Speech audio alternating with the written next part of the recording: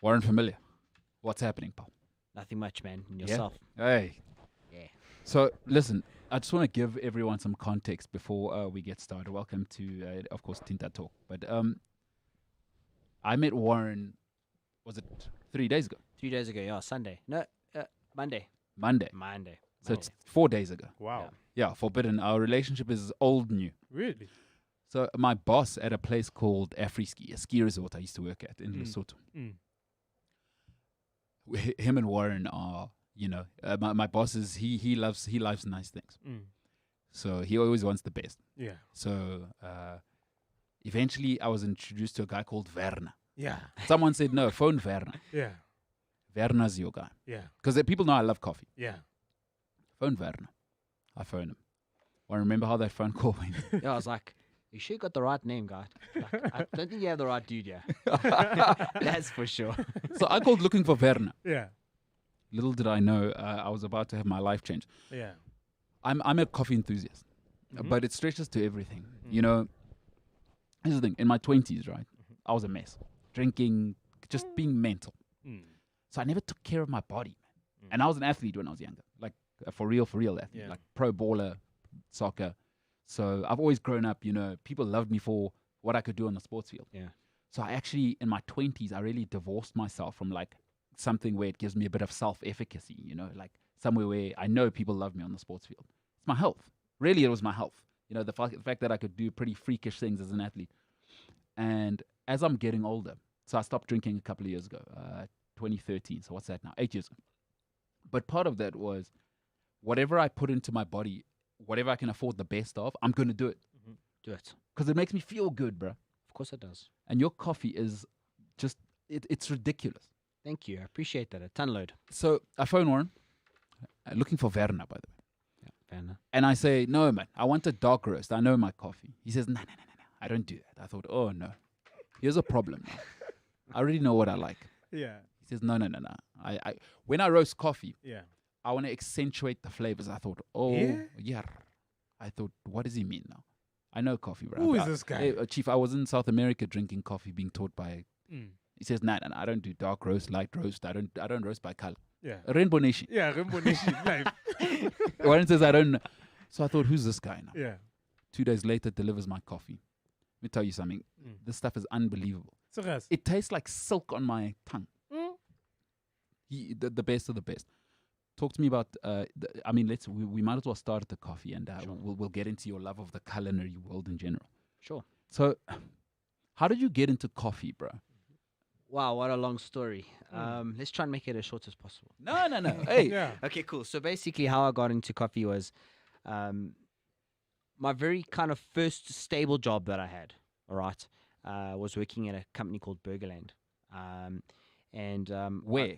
It's actually out in Bears Valley, but they had many branches all over the place. Bears Valley, Yeah, Bears Valley. So it's Bears Zadonos Valley. Just basically, it's in the valley between Kensington and Okay, Cyril Dean, basically. but paint me a picture because some of our viewers will be overseas. When you say Bears Valley, paint me a picture. What kind of place? So basically, it was the main hub right into Johannesburg. So it was a place that was popping, man. It was happening. What year was this? Can you remember? No, I can't. So how far back are we In talking? the 90s, I'm sure. So no, not 90s. You're not that old. No, not that old yet. But we can go about 17 years ago. 16, call it 16, 17 years ago. Hey, that was a Yeah. so. I mean, you're saying Johannesburg Central, hey? Yeah, And 100%. Around people must know, 05, Yeah. if you've been to Johannesburg recently, that part of Joburg now looks like Ish. Dumb. it's different. It's a little different. It Back is. then, it was popping. You say, Yeah, it was. I mean, look, it had its issues. It definitely did have its dark corners. There's no doubt about it. Yeah. But it was still a place. It was an epic place. There was tons of people there.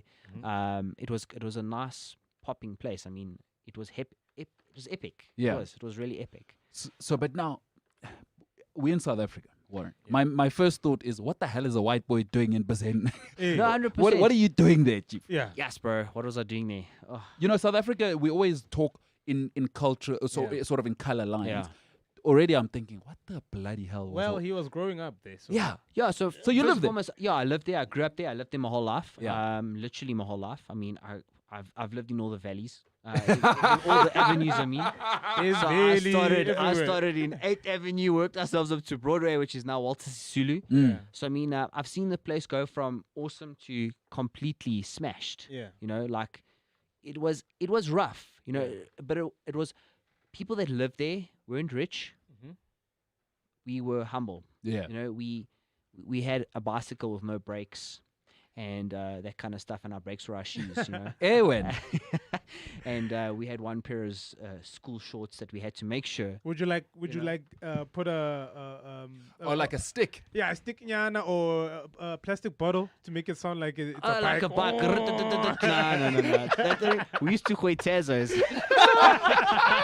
We used to do Tazos, man. Yeah. So Tazos Yeah, we was used kind to- of like the best. Yeah, we used to Yeah. do that as well. So, Tazos. yeah, man. Tazos, We yeah. grew up like- So she just spoke, pop, pop, pop, pop, pop. But one day I found a tin of gold spray paint. Yeah. And I said, no ways, bro. I'm I'm going to make going this in. BMX bling. Yeah. So what I did is I sprayed this BMX gold. Yeah. And I was like, it was like a Rolls Royce back then. Okay. It's like it had no brakes, it had no grips on the handlebars. Yeah. The tires were as old as could possibly be, but that bike flew. You were the guy. Okay. As man, you know, we were all of us.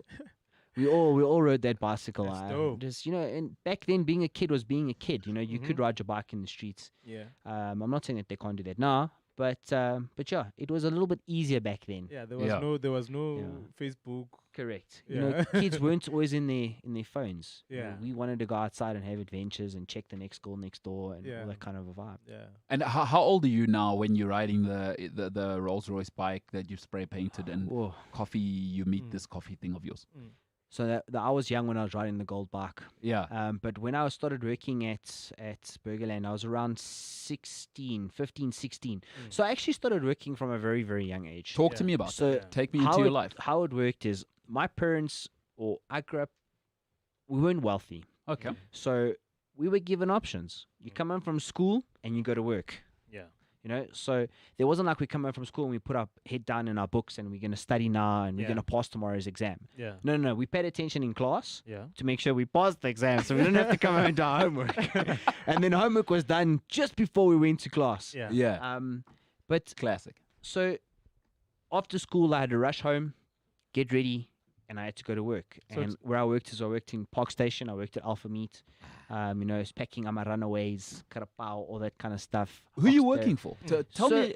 so basically- Park Station. Yeah, so it was, look, Park Station was so awesome. Yeah. It was a dangerous place, 100%. I'm sure it is still.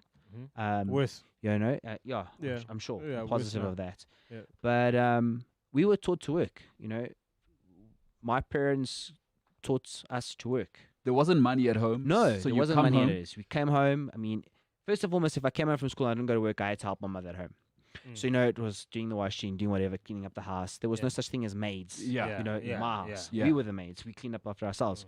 You know, we made our bed before we left. I mean, we woke up in the morning, we made our bed. Gotcha. In a sense, you know, it wasn't like this. Okay, cool. Don't worry, we're gonna leave our bed for when we come home. No. I'll never forget, bro. My mother one day, she literally came and fetched me from school. What do you say? She made the most biggest embarrassment out of me at school. She said, "You march home now and you make your bed." Yo, And that was yo, I that's a had to crazy wa- story. Yeah. Your story sounds very black to me because Dude, my like- cousin, I was telling Forbidden this the last Yeah, week. My yeah. cousin once left my grandmother's house without making his bed, and she went to go fetch him. I was gonna ask you if your mom's black. Legit, bro. Yeah. No, my mom's white, but she could classify as black. Oh, she's one of the people. Yeah. She's one of the very people. strict, Yeah. No, yes, shame. My mom is epic. Eh? So what, did she came to school. She literally, school wasn't How old far are you away. now? How old are you now? So now I'm 34. No, I'm saying how old were you? Oh, then? Yeah. Yes. It's Like- a long time. So I'm probably about 10, 11. No, because then you know how as yo. kids, the nightmares your mom coming around. My man. You don't want to be No, seen you don't with wanna the be boys. there. You want to be with the boys, Yeah. playing soccer or riding your bike. You don't want your mama. Now your mom's going. You didn't make your bed. Yeah, Yeah, she man. literally walked up to the class, said, "Go home and make your bed." I was like, Imagine. what the Wow. hell? I was shocked, man. I was like, cool, I'll make my bed. So I went home, made my bed, I'm sure you. and I went all the way back home. So, No I mean, ways. But you know, if I look back at it then, like if Yeah. I look at it right now, it's, you know, making your bed, I believe in that as well. I mean, I didn't make it for one day, Mm. but my mom wanted to make a point out of that one day, Yeah. you know? Yeah. Like, You're gonna go home now and you're gonna make your bed. It's the same thing. Like we used to come home from school. You know, you would take off your shirt meticulously because you know you only had 2 or 1. Yeah. You know, there was no room for breaking that shirt because it cost money. Yeah. You know, so you had 2 shirts, you would wear twice, wash it, and then wear the other one. You know, and like we had 1 pair of longs and 1 pair of shorts. Yeah. It wasn't 5 pairs of long for each day of the week. Yeah. So you know, come home, take off your shirt, hang it up meticulously. Everything was done meticulously. I'm a meticulous individual. I like things to be done 100% or don't do them at all. You know, so yeah. So you're 15 now at that stage. Yeah. Well, 15 working at Burgerland. Yeah. At Burgerland. Yeah. Yeah. All right. So, And that was part time. is family involved in Burgerland, or is that No, just no, a no, job no. you've got? So basically, this Burgerland was down the road, Yeah. and I walked down there, and I was like, "Dude, I need a job. I want to work." So he said to me, "Cool, start next week." So I'm like, "Sure." So I go there. Prior to this, I did a little bit of waitering and everything like that. Okay. And obviously, I was working in Park Station, but this was the very first job that I got on my own Yeah. without anyone kind of interfering. 15 years old. Yeah. So I used to basically leave school. I was in high school at this time. Yeah. Used to leave high school. So true story. My dad used to take me to school in the morning, Yeah. and I used to watch him drive around the corner, and I used to bunk. Yeah. Like all of us But I get didn't it. bunk to go and play. to work. I bunked to go to work. Ah. I wanted to create something better for myself. I mean, I knew my parents one couldn't afford to pay school fees, couldn't afford to do this, couldn't afford to do that. So what I decided to do is okay, well, I'm going to go and work. So Burgerland had many branches, and I went to a kind of a co-ed school. It was English and Afrikaans. Okay. So I used to wait for my dad to drive off, Mhm. and I say, "Skim, okay, cool, guys, I'm going to go to work." I'm out. Yeah. And my friends used to laugh at me like, "Hey, Warren is busy studying the menu instead of studying for his exams." Like, that's right, guys. I'm studying the menu, dude. I know how to make a burger. I know how to make a burger. So that was epic. I mean, so I used to bunk school to go to work. But I think that first job that you get, that like really it's yours. Like you worked for that job. No one got involved. No one anything. That for me was epic. And working at Burgerland was epic. I mean, I used to get paid by the hour. And I was getting paid 10 Rand an hour. Shit. So I would earn about 1,000 Rand a month. Wait, hold on. We're having some audio issues here, it seems like. Mhm. Whoop, whoop. Man, some of this is crazy. 15. Yeah. Hold on, let me hear. Struggling with some audio here.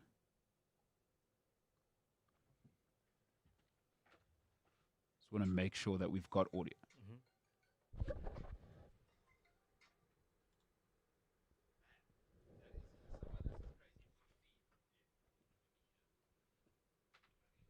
Wait, who's struggling with audio? No, we good. We good. Oh, Alright. a false alarm. I don't know why CB's false alarm. False alarms are good. Yeah. Re-engage. No. Let's not call my mother, please. No, it's okay. So we're 15 now. We got a job. Yeah, we got a job. We got a real job. Yeah. At that age, I decided, okay, cool, I'm going to leave school. So I think about 2.5 years to my matric. And I decided, no, that's it. So I went to my mother and my father, and I told them, Dad, Mom, I don't want to go back to school. Like, okay, like, what are you going to do with yourself? I'm going to go work. Just like that. Just like that. So Were you that's not what I did. afraid? Were you not afraid for that like decision? That's a huge decision. You know, I Dude, think like- work, for me personally, Yeah. life skills, especially if you've worked from such a young age all the way up until the age that I am right now. Yeah. Nothing. There's no degree. There's no honors. There's no school that can prepare you for that. To be very, very honest. Yeah. I mean, working from a very young age, meaning from primary school already, where I had to spend my school holidays with my dad at work. Sure. You know, going and packing Omo on shelves. Is that what your dad did for a So living? yeah, my dad was in the retail industry. Yeah.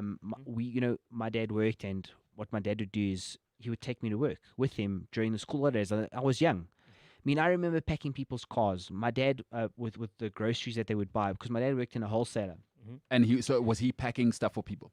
No, so my dad was a manager there, Oh, and okay. my dad would leave me with one of his guys that were in charge of a line or a row, if I can call it that.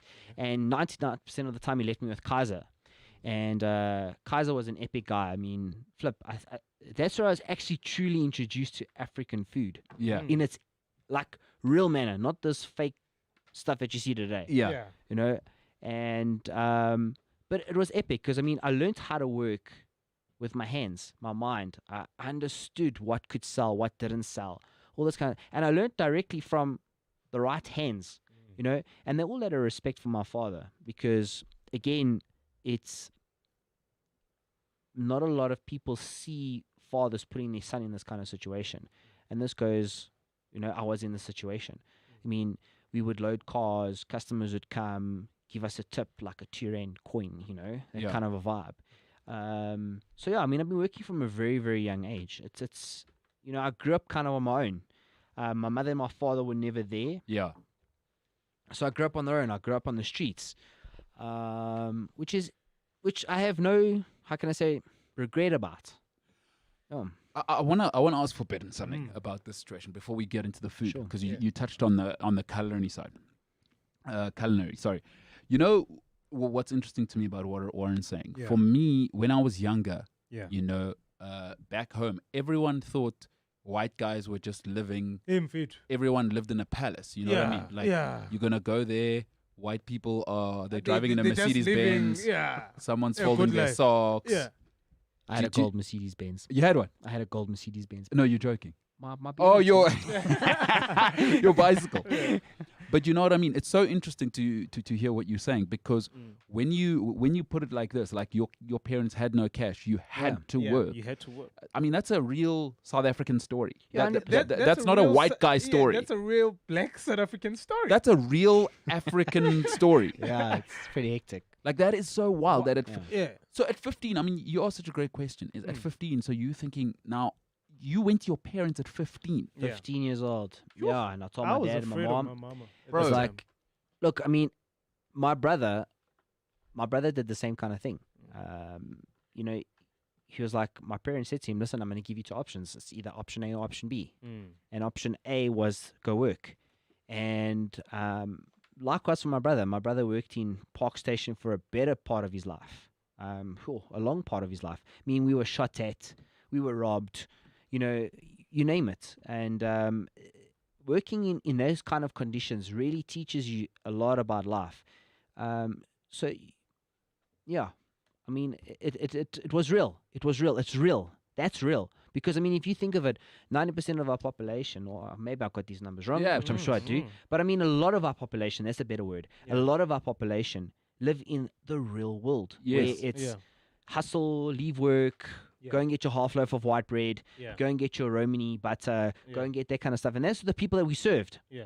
You know, those are the people that we served. We used to go early in the morning, get there, the bakers would be there ready, hot bread would be served. We'd see the same faces day in and day out. You know, day in and day out.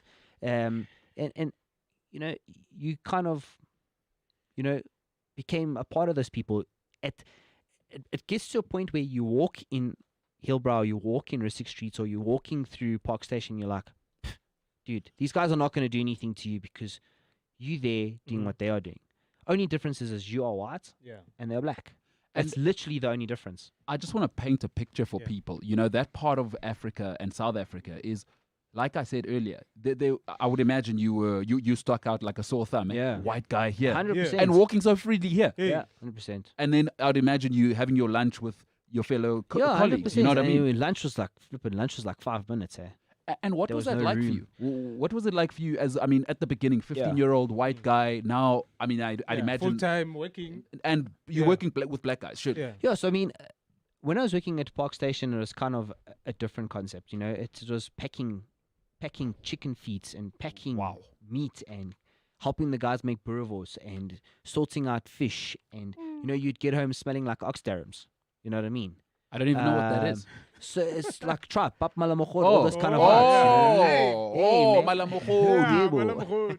Yeah, So I mean, at the end of the day, it's like you get home and you smell like the butcher, and you smell like the fish, Yeah. and you smell like everything. You're like, Yeah. asking yourself, what the hell are you doing? It's not even time to watch TV. You just KO times 10. But I mean, again, when that built me up Mhm. to when I officially got my first job, where Mm. I had my own people that I had to control, meaning my own set of staff members that I had to look after. I had to make sure that, things were working, because my boss would give me the keys and he'd tell me, right, you open and you lock up. There I was working almost 7 days a week. How old are you now? Now I'm about 16. Oh my God. So 16 years old, here I am, and I've got keys to a shop. And I'm like skimming, what the freak? I got keys to a shop. I was like, free for all. So- Go wild. You're Eat burgers, 16. go You're wild. 16, bro. I'm 16, yeah. I mean, the responsibility that you have at 16 is like hectic. Imagine. You know what I mean? I used to, And your colleagues, how did they like you know, receive you as this is a teenager? yeah. Now So all of a- exactly that's one Yeah. of the most Yeah, awesomest questions one can ask me is Yeah. because they actually respected me. yeah, There was no kind of, yeah, this young kid now, like Yeah. today, yeah, or I'm older than you, you must bow down to me kind yeah, of a vibe. yeah. They knew that I could work. So first and foremost, they knew that if they had to get fired, Warren can do all of our jobs. And I think the respect was the fact that I could work. Because when we were down 3 staff members and we had to close up at night, I didn't sit down on the chair like a manager and watch them clean up. I physically mopped the floor myself. Yo, I physically packed. I helped my staff members. And they knew that. But they also knew that I was a hard ass. And they knew that if I can't stock and things are missing, I'm going to question it. Yeah. You know what I mean? I'm here to work. I want you to play. Mhm. And that is it. So that's the answer. I mean, my man. back then, I had awesome people. I mean, awesome. They were awesome. Bruh, sorry. No, no. Like we never got that choice at 16, 15 as kids. The No. only choice we had, you gonna go to school, boy. I like it's You so know? far from my mind. My man, this is foreign to me. Like, you're a This is different for- cat. Bruh. At 15 to be able to go to your parents, because now I want to go back. When Yeah. you're Yeah. 15, Mm. where did you get? Was it because maybe was your brother older? Yeah, my Obviously. brother was older, but we never had the kind of like a tight bond, you know. So where did you Today think- we have a bond, but Good for you. Family is important. yeah, of course it is. I just guess, man, I wanted to be something better. So you I saw the wanted- home situation Yeah, and you I thought. did. I saw my father, I saw my brother, I saw everyone. I was like, you know what? I don't want to do this. So did you ever go to like a rich dude's house or rich lady's house and see, oh, this is what I want? Or Yeah. was it just something that was inside of you? Like how Yeah, do you, literally. I mean, do I've you know always what I mean? wanted better. Yeah, and I hear what you're saying is, and it is a hard one to answer because I mean, at the end of the day, I actually don't know. I got you. I don't know if I wanted that Ferrari, and I still don't want a Ferrari Yeah. today. Yeah. I'm gonna be very honest with you. All I wanted is to create my own, Mm. to have my own business and to be humble about it. Not what's to up. go around walking and saying, "Hey, listen, yeah, I'm this, I'm that, I'm this, I'm this, I'm this." To literally say to myself, I worked hard Mhm. through the blessings that I got Mhm. because it wasn't me. You know what I mean? Because I was also young. I Mm. mean, I also partied. I mean, I could have been wiser back in the time and I could Yeah. have saved my money better. Yeah. I could have done so many things differently. You're 15. But you know, you but had to still, go through it. You yeah, had to I go had through to. it. You had to I go had through to. because I had to. If you didn't do it, you would be a bum right now. 100%. Literally. I need to ask something right there because I think I understand the urge to want better. Yeah. What keeps you going, even though you didn't really experience a different life? So you're chasing a ghost at this point. What keeps you moving throughout this hardship as well? Because it's much easier to just go back to school and swallow your pride at this point. But 100%. now you are pushing to, what are you aiming at this point? Is it just a question of, as long as I'm by myself, at least I stand a chance? Or is it a, one day I'm going to be this and that? So what I was aiming for Mhm. was basically to have independence, to rely on one and one only. And Wow. not that I knew a lot about God back then, Mhm. and I didn't. I was very naive. Yeah. But I was chasing that. I was chasing this kind of, I thought I knew what God was, Yeah. kind of a vibe, but I didn't. So I was chasing independence. I didn't want somebody to have a thumb on me. Yeah. Because at the end of the day, that's the actual thing that I was trying to get away from is I don't want someone to come and tell me how it should or shouldn't be done. Because sometimes your should or shouldn't be done is not right anyway. Yeah. There's no school for that, because No, what there you're talking isn't. about is It's life. intrinsic motivation. For it's so interesting that you can't even remember seeing a better life. No. There was a fire inside of you, bro. Yeah. Which means you're unstoppable, because Forbidden he's an OG of the music game, right? Okay. And we often chat about guys on the scene.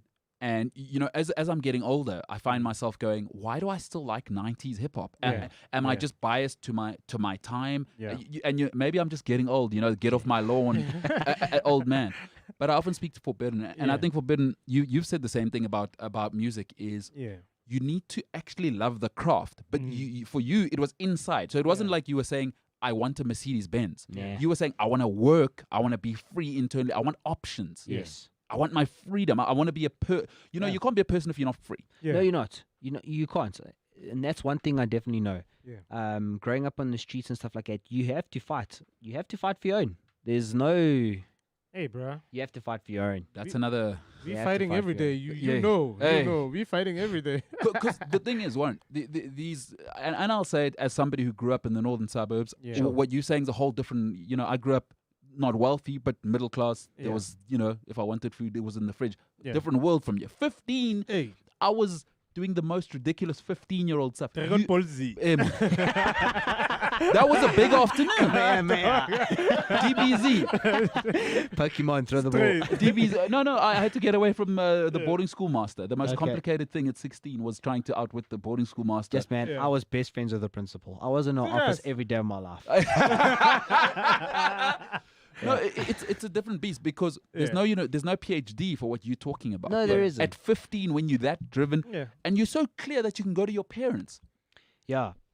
I would say he graduated very early for life. No, In this life university, he graduated very early. Very early. and these yappy kids can't keep up with that. Ah. Let me tell you right now, I call them soft ass bitches. Yeah. Soft. No.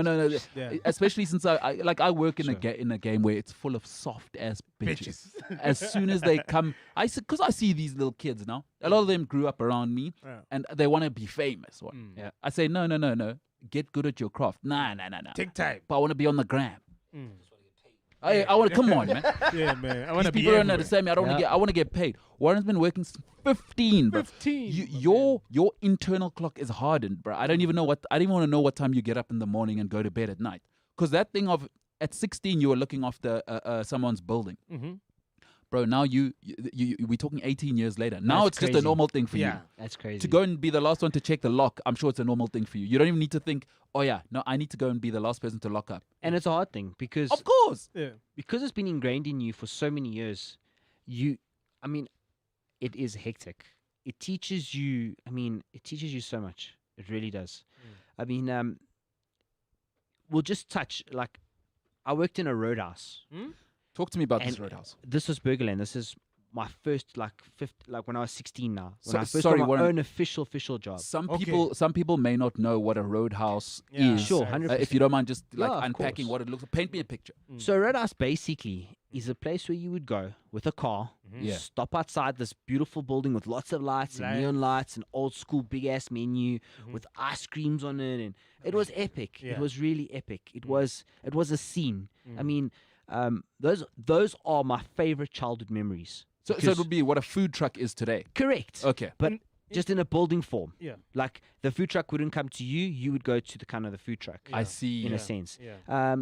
There are still Roadhouses today. One of the most popular is Quarter Joe. Okay. Um, Yeah, I see what you're saying. but the I Easter don't- end, they're quite big. yeah. But I don't know if it's kind of the real deal. No, I know what know, you mean. It's a franchise. It's yeah. No, I know what you mean. Back then, we would have crazy things like a buddy special or Yeah. like a Dagwood. Ah. Like man, then we had a Blondie which had a slice of rump steak in it. Yeah, you well. know? Then you had a Popeye special. All those kind of vibes. Now those were toasted sandwiches, bro, to its max. Yeah. You What's you in a would blondie? bite in, a blondie would basically be a hamburger patty, cheese, egg, ham. Oh man, it could So- go on. For But that it- time, how much would it cost? Like, You know, back then, if I remember correctly, I think it was $25. So that's 25.50. I that's mean, a dollar. ice creams were Yeah. £1 Yeah. back then. That's a You know, dollar. It's a dollar today. Yeah. I mean, Straight up. back. I mean, just having an authentic, Yeah. like, Just even a hot dog, man, from a Roadhouse was legit. What Okay. kind of people were you serving? Was it Everybody. What was You it? know, The guy it's- with the suit or? Even the guy with the suit, man. Ah. The guy with the suit knew that if he wanted a chow Yeah. and he wanted a good chow, Mhm. he would come to Roadhouse. Yeah. I mean, it's like that. It's like if you had to think of it now, like when you were walking home from school and you wanted that hot slap chips. yeah. Okay, you and your mate would take $5 and can you say, hey, can we have $5 slap chips? Sure. Those slap chips were the slap chips. You know I what I got mean? you. You would have $5 for the chips. Your buddy would have a $5 for a quarter loaf. Yeah. You'd buy that slap chips. You'd buy that quarter loaf. You'd sit down under the grass. You'd find a spot, and you would whack those slap chips like there was nothing. All for under like You're talking 30 bucks, truth, right? Exactly. Yeah. So that's how it was Yeah. for me. That's you know? what you found us doing this afternoon. You're like, Yeah. oh, you guys are so. You're like, yeah, back on the bonnet, brother. So I came back, and by the way, the voice you can hear, but the face you can't see is the voice of God. I'll leave his name at that for now. Yeah. The voice of God. So every now and then you'll hear the voice of God. And Yeah. when I came to the studio before they were forbidden, and the voice of God were having lunch on the Yeah. back of a German mobile, Yeah. but it was a proper pop Yeah. and It- meat Yeah. situation. Yes. And I said, The these real guys deal are for real. Yeah, Real they're, deal, they're not man. trying to be on Wholesome Instagram. chow, Nah, wholesome. nah, And you know, nah, those are the moments that actually need to be on Instagram. Yeah. You know, look, don't get me wrong. I am a big fan of seeing pretty food plated beautifully. Mhm. But why can't we put awesome, wholesome food also plated pretty beautifully? Oh, hey, You I'm know, with you. there's Okay. nothing wrong with putting a Now I'm crab getting head hungry, there, or, you guys. know, or something like that. But I mean, like toasted cheese back then was a toasted cheese. Yeah. You know, would put this thick ass slice of cheese in there and would melt epically. My man. Bread would be toasted, buttered, everything. It would literally, you'd bite it and literally could hear the crunch. I'm sure the people can hear the crunch right now. Yes. It was epic. You know, you would tear it apart and you would literally see the cheese string. You know, and Can I that's just- it doesn't happen anymore. I used to own a franchise, fish and chips. I would literally leave my shop and go to the Roadhouse, which was around my vicinity. I swear, Roadhouses till today, my man. This is, by the way, I didn't know this about Forbidden. Yeah. I did No, not no, know the that. voice of God will attest to that. So you owned a fish And chip store, yeah, and chip store, huh? yeah. Like a fran- franchise? A or- franchise, a franchise. Ooh, can you say the franchise? Yeah, old-fashioned fish and chips. Old-fashioned fish and chips. Yes. But you The would one- leave the your ones- spot. I would leave my spot That's unbelievable. So this is and how go good. to a Roadhouse and buy there because the chips there. He I was never- he just didn't want to eat his own profits. Don't get high on your own supply. Don't get high on your own supply. Wise move, wise move. That's interesting because you know again that's so interesting that you do that because everyone would go, oh, but the nicer Yeah. whatever people think of a fish and chips place. Yeah.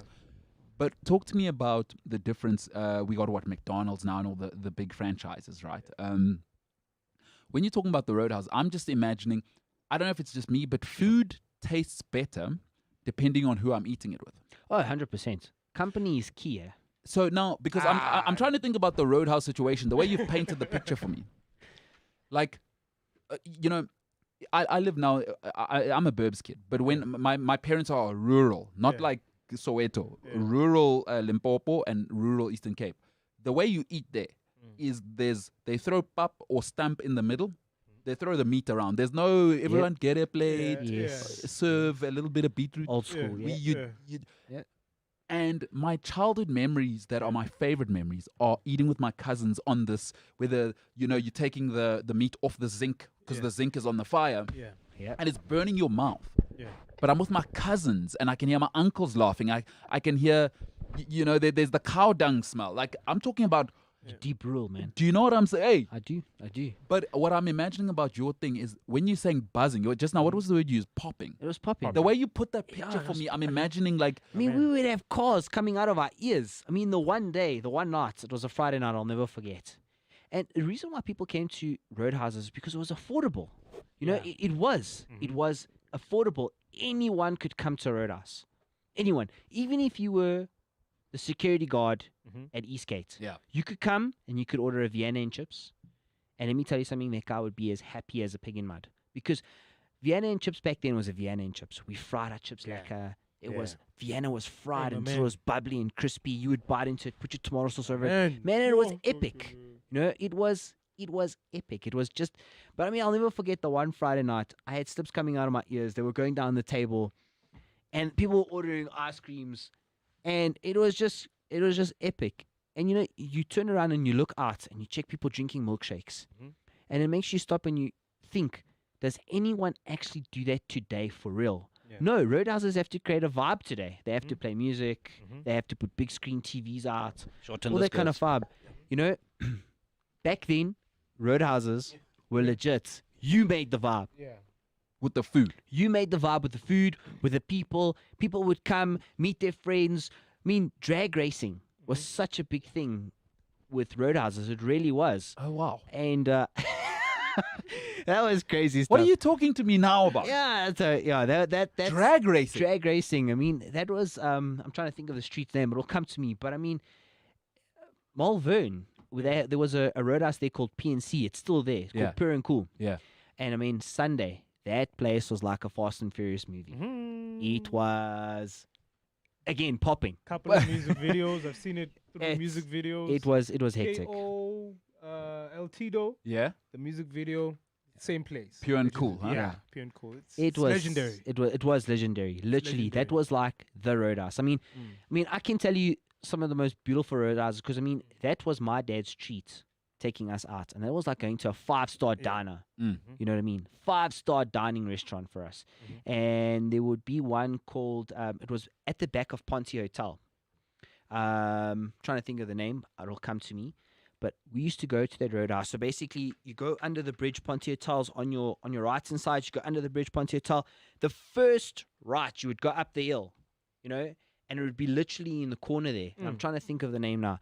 But that roadhouse was legit. All right.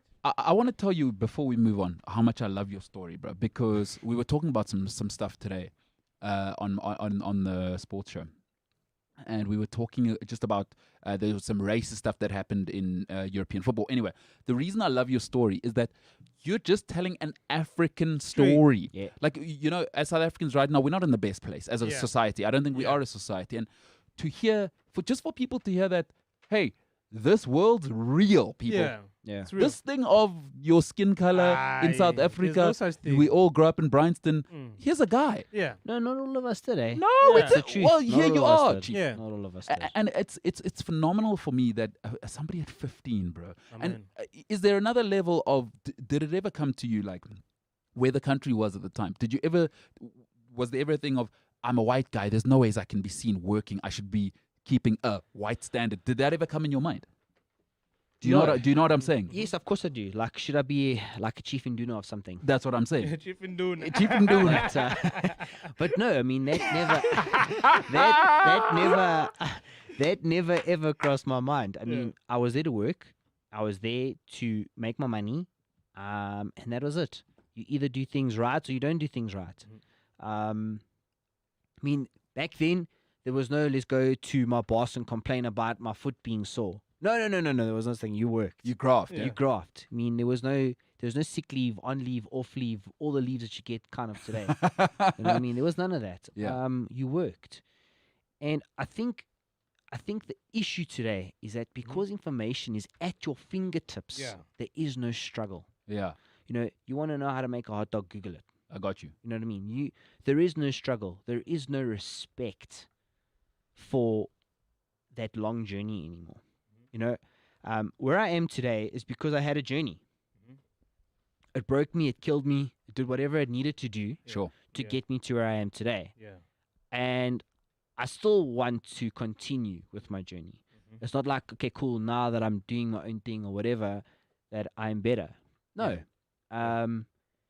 But one thing that I have noticed is people just think it's owed or it's given. It's not given. Yeah. Sure. You have to start at the bottom. I mean, I'll never Yeah. forget when I Yeah. started at Burgerland. I was peeling potatoes for crying out loud. Mhm. I would go home looking like a potato. You know? I was Like a like, potato head. "Blood, screw this." But, you know, back then, when you started a job, you did training. You spent time Like with an the griller. artisan, yeah. You spent time with the griller. You spent time with the lady that made the curry and the rice and the beef stew and everything. You spent time working on the hatch. You spent time. you had to spend time. Mm-hmm. And if you didn't get it right, they would send you back. And not only that, you had to pay for your own mistakes. Mm-hmm. You know, and that again was an epic learning curve, because when they told me this burger is like this, I could tell them, hell no, it's not like this. Yeah. You know what I mean? I could step behind the grill and I could tell them, buzz off, Mhm. let me make the burger myself now. Because I knew what that burger must be like, what it must taste like. So you knew the standard, Standard, was- wonderful word. important. Yeah. Now there is no standard. It's just this one doing this and that one doing this and slapping it together, and let's see how fast we can get it out. Well- And that's how I treat, everything. You know what I love about this is because you're talking to somebody who was a soft ass bitch, Yeah. and I can tell you right now, Yeah. I didn't like toil. Because I had everything. Chief, Yeah. if I'm tired, I just go lay on the couch at my Yeah. house. That my dad killed himself to buy, by the way. Yeah. Yeah. My mother killed herself To buy. give me a couch. Are you joking? A sofa, 2 sofas. I had a Yeah. 3-seat sofa at my house. 3 of them. I go lie down. There's a futon. And you had a remote to. But chief, I'm not to even changing the. press. And what you're saying really speaks to me, because Yeah. when I think back to my 20s, that what killed me and why professional football never worked for me, until I was 18, until I was there, nobody had ever told me no. Mhm. I'd never had to learn anything. I was always the most talented athlete wherever I went. High school, primary school. The first bit of adversity I had in the United Kingdom Mhm. broke me. Broke me because I was a soft ass bitch. And if I at 15 had whatever, because your thing, I think even if you were rich, you probably would have been what you are. Because your thing's internal. It's not that thing of, oh, my dad and mom. It was you who went to them. That isn't like an external thing. Yeah. I don't think money would have made a difference to you. Honestly, I'm not just saying it because you're here. Yeah. There's those people that respond to those extrinsic things where, oh, if I do this, I'm going to get money. You were just like, no, this is not for me, mom and dad. Mhm. And I'd imagine there was pushback, but you said that's the way. No, mom and dad didn't push back, hey. They didn't. No, they didn't. I mean, I think Probably- mom and dad saw that like we weren't school people. Mhm. I mean, it's not to say that I can't sit down and study, Mhm. but it's just I think back then time was different. You know, it wasn't about what degree or how you Yeah. or what was behind Yeah. you. I think it was, did you know how to work? Yeah. I love Could that. you push? Yeah. Could you do things? I mean, This is beautiful, Um, bro. and I used to think about it like I used to question it like a few years ago back. I was like, Hey, you know man. what, mom, dad, why the hell did you put me through so much? Why didn't you allow me to be a kid? You know, why wasn't I allowed to go and ride my bicycle Yeah, more times? sure. Or why wasn't I allowed to go and, you know, it was literally come home from school, you clean up the house.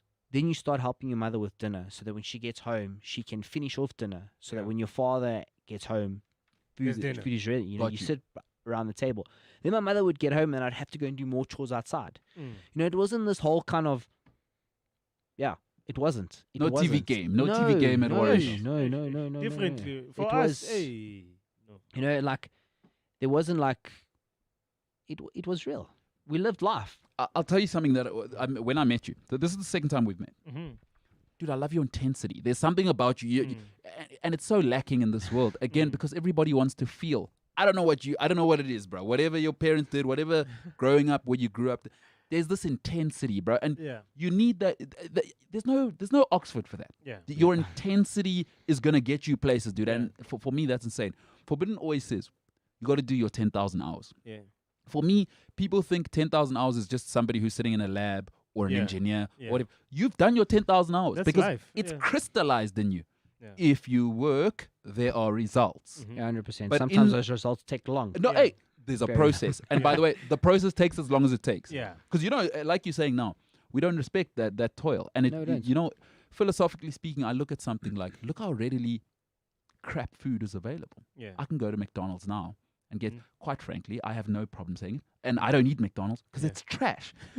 And to what you were saying, it's a beautiful thing. There's no process there. Yeah. Quick. There's no toil Yeah. for my Big Mac to be ready. Yeah. That's not a burger. Oh, hey, listen, you're Yeah, a, no, you're a So, culinary expert. I mean, I wish I was a culinary expert. I'm still learning every day of my life.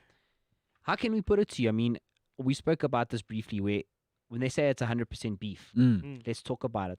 If you look at a cow, it is 100% beef. Yeah. Yeah. Whether we Yeah. put the ear in there, whether we put the nose in there, it's a cow. It's Yeah. 100% beef. Yeah. It's it's basically you just get higher cuts of meat and you Yeah. get lower cuts of meat for a better lack of a word. Mm. So your fillet, prime, beautiful, soft, tender, juicy, sirloin, all those kind of vibes. Mhm. And then you get your short rib, your chuck, your kind of, how can I say, more peasant styled, Yeah. if Yeah. I can call it that. No, you're Yeah. that.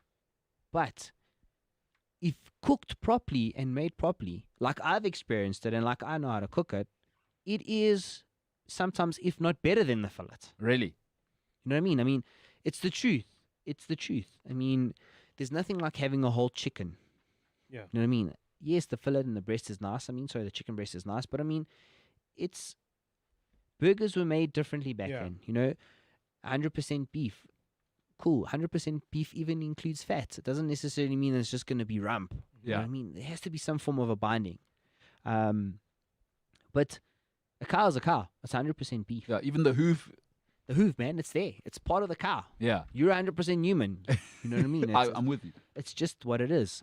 But making burgers, it was basically cheap cuts of meat put together Yeah. to serve to people. Mm. That's what was bigger. They took the leftovers and they slapped it all together and they made burgers. I mean, it's the same thing with our Viennas. It's the same thing with everything.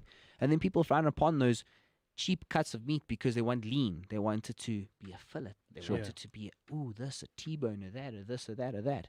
I mean, I grew up eating pap malamokhod. Yeah. And the process is a long process. Yeah, I mean, it's not an easy process. I mean, it's basically putting these your stomach lining in a pot, Yeah. boiling it, Yeah. changing the water, Yeah. cleaning it out, boiling the water, changing it. It's a process. Yeah, no, Made we know, but- properly. Made properly. Yeah. I mean, I'm sure you can agree with me. I do. Made But properly. for white dude saying malam khod, hey, like this foreign to me, bro. this is foreign. Yeah. to Not me. tripe. You Yeah. didn't say Yeah, tripe. tripe. Yeah. Yeah, well, it's Malamokhod. Yeah, exactly. I Malamokhod, mean, yeah. and then even pap, bro. If you look at pap, I mean, I'll never forget. We'll go way back now when I used to go with my dad to the retail store in Boksburg, Yeah. and Kaiser and I used to hold Kaiser's hand. Used to walk across the road to a lady in a box, Yeah. in a cardboard box, Mm. and she used to sell something called A-train plate. Yeah. I was like, what the freak is an A-train plate? So A-train plate was basically very simple. She used to make her own salads, her own, how can I put it, chili bean salad, all that kind of stuff. Oh. She used to make her own, what's the stuff with the spinach? Chakalaka or No. It'll come to me. Morogo. Morogo. Yeah. That's it. Yeah. Yeah, all that, but authentically made, like Yeah. proper, Yeah. in this little fire. And she used to make short rib with salt only. Yeah. Nothing fancy, bro. 8 range, you would go and you'd sit and you would eat this plate of food. And that pap used to be awesome. Not this stuff that you can't swallow. You know what I mean? It's the truth. How many what's people this man today? saying? I've never been in a conversation where a white guy talked about the food that I eat and I could see what he's talking about. It's like I can see the box, the grease everywhere. Yeah, exactly. It's not hygienic, but the food is amazing. They- Yeah. It's That's banging. why you can't wait to eat. You just stop wherever you are, find a flat surface and eat. Yeah. That's it. It's the truth. And you'd sit there and you'd eat this as an 8-year-old, I'm sure. This Yeah. guy's amazing. And you would have this crazy. little buddy Coke with you, or 1.25 liter Coke and Yeah. Kaiser and 2 glasses and me and Kaiser. Yeah. Because my dad left me with Kaiser. Yeah. I didn't learn from my dad. My dad knew the best teacher, I guess, was Kaiser. Yeah. Yeah. So he left me with Kaiser. That Kaiser. Yeah. And I was here eating cold slaw, Yeah. chili bean salad, and short rib and pap. And you sit and you think about it. Like, I don't think I've ever had pap like it ever, unless I make it. You don't see the raw pap still. You don't. It's all cooked. No, It it's was- instant it's now. there. It's like Yeah. you don't see that anymore. You don't see that lady whisking like crazy, like going mull. So Yeah. that's all gone. It's all gone out the window. I mean, Food is such a big part. Yeah. It's such a big part of our history and the way the world developed. I like a little bit of history. Yeah. And what you're saying is so important. And we've gotten caught up at, I need to be seen at the right restaurant. I need to be, Yeah. like we know in this country now. And I have to say it again. As a black man, it worries me hugely because we've turned it into an economy battle. Whereas actually, guys, it's a knowledge thing, right? Eating malalumhod, eating spinach is perfect. It's delicious. It's when you also want to mix that with KFC. Yeah.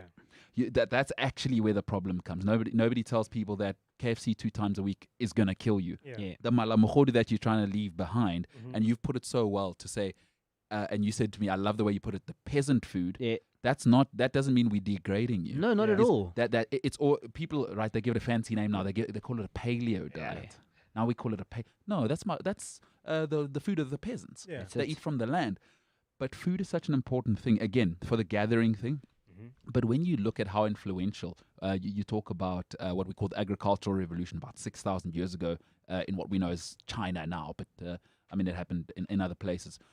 But when you think of how important food is, it defines a culture. It 100%. You know, you ever heard, well, here you are as an African man saying, "Malalumogod." Hey. You hear how he's saying that. You go to a Greek guy, you hear how he talks souvlaki. Yeah. You know, it defines people. The 100%. food is an extension Yeah. of me as a person. Mm. Now, when McDonald's comes here, Eish. we know that's a problem. Why do you think? Is it because we don't want that toil again? That the lady standing over a pot for 6 hours. We want that microwave lifestyle. Yeah. And spiritually, we know it's bad for us to eat this stuff. Forget about the health. Yeah. When I talk about food and the way you're putting it, Mm. because it sounds like to me food represents a whole next Level level of to things you, to yeah. you, not just I'm hungry. Yeah. I'm now plugging a gap. Like it's enriching your soul. I know for my soul, eating the plasticky cheese at McDonald's is bad for my soul because I know really when somebody stood 6 hours over whatever the meal may be, Yeah. I know their soul is in there. 100%. It is enriching. And you know, and if you look at that, like eating that real food that's enriching, that you saw that person putting the soul into it, Yeah. you don't eat like a glutton. Mm. Eat properly. yeah. You eat slow. You actually enjoy. You actually land up eating Yeah. hardly like maybe a third of what you'd normally eat. Yeah. You know, today people are gluttonous. They just want to eat and eat and eat. The more the better. The more the better. The more Yeah. the better. But I mean, I guess what's happening, or my side of things, from what I see, is people don't want to put that effort. It's just easier to go to a counter, place an order, and that's it. I mean, people don't even want to, when you do go to McDonald's now, people don't even want to talk to someone and place the order. And then I have a screen, Mm. which takes away someone's job.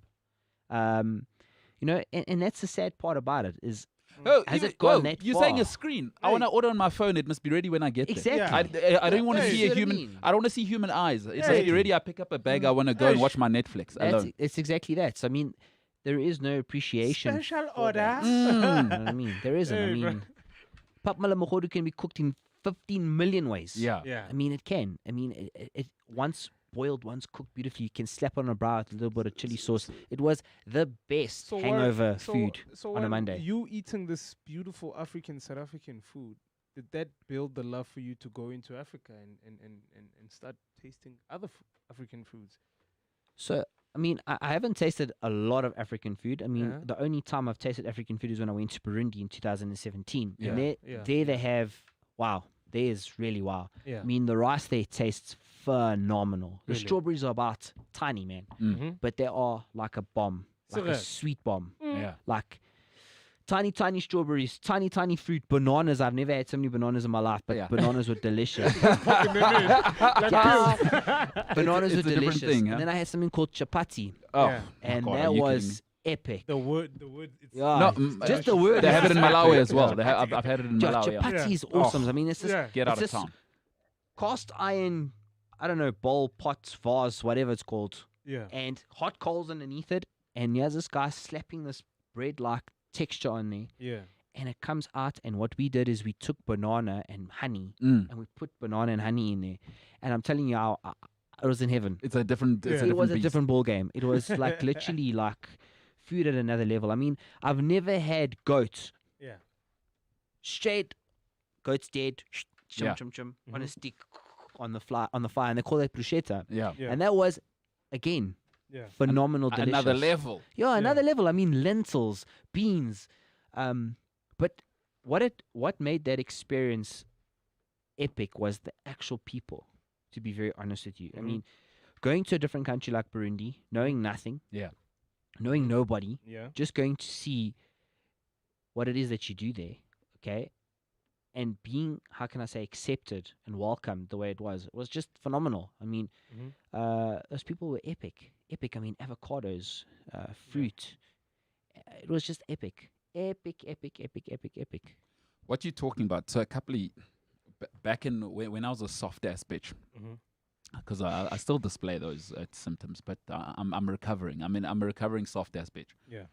When I was younger, I went on a 6-month trip to South America, and I met the most phenomenal Argentine guy, and we remain friends to this day. Anyway, I'll bore you with the story another time. Let me get to the end of the story. And What's he his said, name? Lionel Messi? no, I don't speak to him anymore. All right, No. He's not on my level. All right, cool. Yeah. He's lame. Yeah. Anyway, typically Juan is the guy's name. Actually, Yeah. Wow, not two. there's only Juan. There's only Juan. Yeah. And he said something. He's a very funny guy, but a lot of truth is said in jest. The one time he said to me, "No wonder the Europeans wanted to leave Europe to come to South America, because," he said, "the food's terrible and the weather's terrible." But in that, he said something else to me, because I had my Western way of eating. Yeah. He said, no. So we hung out for about 2 weeks in a row after we met on a crazy night out. Anyway, so he'd now have me at his ridiculous house to have supper. And he was a bit of he's an operator, right? Single guy, but just an operator. But we'd go to everyone's houses, and it took me to another level of seeing how they do food there. He said to me, "You European, you Westerners, here's the problem with you people. You don't touch your food." He says, "You don't touch your food. Everything comes in a can. You take it out of the can." Yeah. And it changed my relationship. So he would always ask me after a meal, "How do you feel?" Nobody has ever, even my mother, who's really health conscious, Yeah. nobody's ever asked me, "How do you feel after eating this food?" Because our relationship with food in the West is so functional. Yeah. I am hungry, let me plug a gap. Yeah. He says, no. Yeah. When you're eating, number one, who are you with? Yeah. So for him, it almost looks like a movie, the way that he'd take me around. Yeah. They singing, they dancing, the music's on, people are going crazy, families, people are touching each other, Yeah. people are walking past each other. And he said, this is how you make a meal. And I'll never forget this. And it speaks to, that's why when you were painting that picture of me, I was imagining what Juan used to tell me. Yeah. He says, the problem with us Westerners, our relationship with food is functional. And he says, food is energy, food is life, it is everything. Yeah. When you turn it to functional, you're killing your soul. It's a blessing, man. Yeah. And you're one of the first people I've ever told that story, because you've relayed the same story to I me. just Oh, learned I'm something honored. today, man. Hey, I'm happy. It's crazy, bro. Hey. It's Man. crazy. Forbidden. Yeah. What Warren's saying, or Werner as Yeah, Werner. Yeah. Werner. Werner. Hashtag Werner. but it applies to the music thing as well, Mhm. and entertainment. Yeah. This thing of we don't want that toil. Yeah. Do you think when we talk about entertainment now, I mean, Yeah. we're in a space where now music comes out like that, and Yeah. there was a stage, and I don't know if it's still like this, because I've tried to get away from some of the stuff, and I try and source my own music. Yeah. It was all starting to sound the same. Was it just because nobody wants to go through the toil? Yeah. It was, I can make a quick buck, Yeah. and then I'm in. But then those people are gone in 2-3 years. Yeah. Because why is KRS-One, his music still banging today? It all boils down like that. Like It's banging. It's for the soul. Every person back then, they loved what they're doing, and they put their soul into their craft. Right now, people just wanna blow, man. It's like McDonald's. It's like McDonald's. You know, that Music is actually like, gets me into one thing as well, because Yeah. when Warren was going on, I was Yeah. I started thinking a similar kind of thing as Yeah. to. Well, I have two questions in one, Yeah. because the one thing that kind of disturbs me about the 15-year-old thing with my Western mind is that you were a child, yeah, Yeah. so you Yeah. were not necessarily your values were not imposed to you, and you decided to take independence at that point. What Yeah. kept you on the right side of it? yeah, Yeah, sure. Somewhere in the journey, you made a mistake here and there. You getting drunk, you getting party. But what did you, without maybe a church or anything involved in this, because I didn't hear anything religious. Sure. There was no Sunday school stories. yeah. So how do you now get out of your own house underneath, let's say, parental wisdom? Now you take it over as a teenager at this point. How do you then, the right and wrong, how do you decide these kind of things? Are you just lucky to be alive today, or is it a question of somewhere on the line, maybe you got an influence somewhere, or your values were always just right from the beginning? How did you navigate? Because some of us, when we're in puberty, the funny thing is, even if we are underneath our parental wisdom, we still break out to go do what teenagers do. Yeah. You know, we rebel, we Yep. try to skip school, we do all of those types of things. Yeah. But it's because we know what not to do. Yeah. I've been to church since I was 6. Yeah. My mom says this, my dad says that. So it's when I get to feel like a man a little around 16, I feel like maybe I can throw my balls around. And then I'm thrown out after varsity when I'm 19. I'm a little bit older then. Yeah. I have a bit of responsibility. But you actually went to your parents and said, I'm leaving school. And they said, okay, cool. What are you going to do? I'm going to do this with my life. Yeah. And then it's like, okay, cool. So where's God in all of this? Where's the right and wrong? Where's being a good person? Where's... Where's your God? God is Because 15-year-olds are dangerous animals. Yeah. Especially you're getting a little bit of testosterone by that Sure, time. I You think I are have to. bulletproof. definitely God had a huge role. Mhm. If not, I think he made me what I am today. There's no doubt about it. And if you look at God, Mhm. he's sovereign. We'll never understand him. Yeah. You know, we can read, and definitely we must read his word, and there's many things in the Bible that'll tell. I mean, even when it comes to food, it says eat and be merry. Mm. You know, and Drink and be merry. drink and be merry, and you know, and all that kind of stuff. But God definitely had a big role in my life. I will not deny that for one bit. I mean, I never wanted to hurt anyone. Mhm. I wanted to fall asleep at night, and I wanted to do something meaningful in the sense where I wanted to work for a reason at the same time, but I also didn't want to. It's a difficult one to explain, to be very honest. I mean, yes, I had a good friend, 100%. I had a good friend, and I would definitely to talk to this friend. And then when this friend immigrated, then I was on my own. And again, I was on my own from 16, literally. I mean, my best friend immigrated, and I was on my own from the age of 16. I was not under the wings of my parents. I couldn't speak to my brother, all those kind of things. So I literally spoke to God. Yeah. I mean, my head was him. I mean, the only thing I did was go to work, go to gym, come home. I was still living at my mom. 100% I still was living at my mom. I was still living with my parents. And then my parents got divorced as well. So, I mean, it is just like a crazy thing, you know? So, but at the end of the day, I think, it's a hard question to answer. Listen, To be very, very honest, I don't know if I knew the rights from wrongs. I mean, but I also know that I'm not a rug. Meaning, even though I believe in God, doesn't mean I'm a rug. Doesn't mean that you can wipe your feet on me. I'm just, I stand my ground. sure. And if it's not ethical, I don't want to do it. And that's what makes me hard. It's because you don't find a lot of these people. It's difficult to grow a business if you're too ethical because you're not willing to take shortcuts.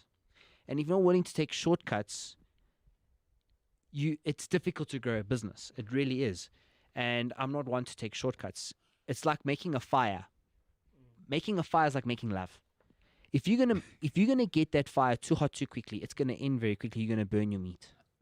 Okay, but if you get that fire 100% and you stoke it nice and you get it to the right point, you can have perfectly good flames to give you a perfectly perfect steak.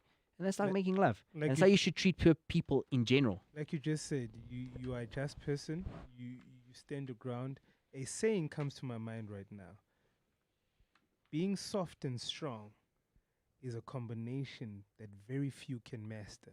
Mhm. And this guy just did it. Oh, man. I don't know if I've No, wait, what you... Hey, Yes, I wish. what you just said now... it's difficult. You know what? We wasted time having this conversation. I wish Yeah. you just said this at the beginning, and I could have Yeah. let you go home to Yeah. your beautiful No, wife. But eh, those are, like, I'm not a man of religion. Yeah. Right.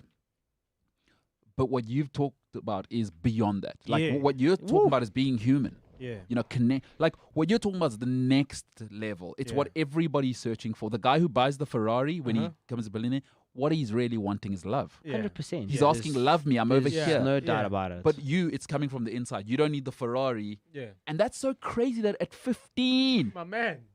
No, I was very lost at 15 still there, guys. No, hey, That listen. is the truth. No one's perfect. No. And these people who are on, because everyone's perfect on social media, by the way. Yeah. I don't know if you know that, Yeah. Warren. Everyone on will tell Everybody's you. God's child. Oh, we're so, and everyone's so perfect because everyone's this and that. Yeah. Should we take a selfie now?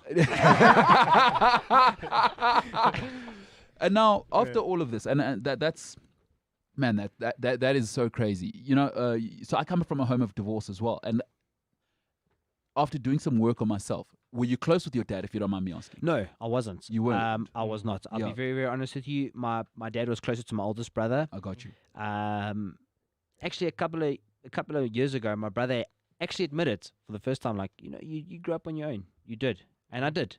Me and my brother, we have a 7-year gap between us.